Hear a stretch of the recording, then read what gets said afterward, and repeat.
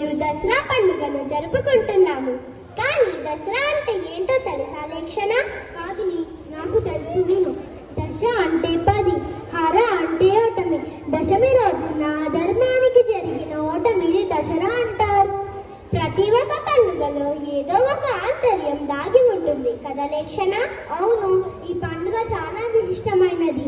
ఈ పండుగను జరుపుకోవడానికి ఎన్నో పురాణ గాథలు, చరిత్రలు ఉన్నాయి. అంతేకాదు లేక్షణ కాగిని, త్రేతాయుగములో పాండవులు వనవాసానికి వెళ్తూ తిరిగి ఆయుధాలను యుద్ధములో విజయం సాధించి తీసుకున్న ఆయుధాలను తీసుకున్న రోజు కూడా ఇవ్వాలి. తెలుసా మీకు? అవునా? అందుకే విజయదశమి రోజు జమ్మి చెట్టుకు పూజ చేస్తారు, జమ్మి ఆకులనిచ్చి శుభాకాంక్షలు తెలుపుకుంటారు. అంతేకాదు అక్క, జగన్మాత అయిన దుర్గాదేవి మహిషాసురుడనే రాక్షసుని చంపింది కూడా ఈ రోజే. ఆ కథను చూద్దామా మరి?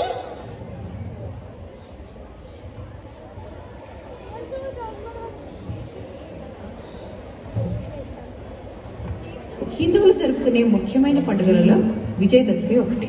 ఆశ్వేజ మాసం అంటే సుమారుగా అక్టోబర్ కాలంలో ఈ పండుగ వస్తుంది. చెడు మీద మంచి సాధించిన విజయానికి చిహ్నంగా ఈ పండుగను విజయదశమి అని పిలుస్తారు. పూర్వం మహిషాసురుడు అనే రాక్షసుడు ఉండేవాడు. మహిషు అంటే దున్నపోతు. మహిష రూపంలో పుట్టాడు కాబట్టి అతనికి మహిషాసురుడు అనే పేరు వచ్చింది. రాక్షసులలోని అతి బలవంతుడైన మహిషాసురునికి ఎలాగైనా ముల్లోకాలను జయించాలన్న కోరిక కలిగింది. అందుకోసం బ్రహ్మదేవుని నుంచి వరాలను పొందేందుకు ఘోరమైన తపస్సు చేయటం మొదలుపెట్టాడు. ఎండ వానలనుకుండా, ఆకలి దప్పులు తెలియకుండా ఏళ్ల తరబడి మహిషాసురుడు చేసిన తపస్సుకి బ్రహ్మదేవుడు ప్రత్యక్షం కాక తప్పలేదు. ఈ ప్రపంచంలోని ఏ పురుషుడి చేతిలోనూ నాకు చావు ఉండకూడదు అని కోరుకున్నాడు మహిషాసురుడు. ఎందుకంటే ఆడవారు ఎలాగో తనని ఓడించలేరని అతని నమ్మకం.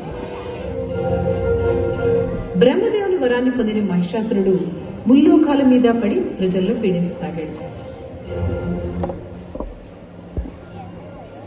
సాక్షాత్తు బ్రహ్మ విష్ణు మహేశ్వరులు కూడా అతన్ని ఏమీ చేయలేకపోయారు.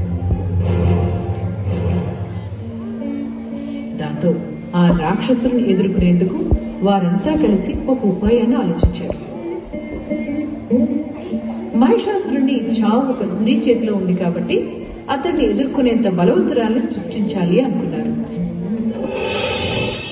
అలా వారందరి అంశాలతోనూ ఉద్యమించిన దేవతే దుర్గాదేవి.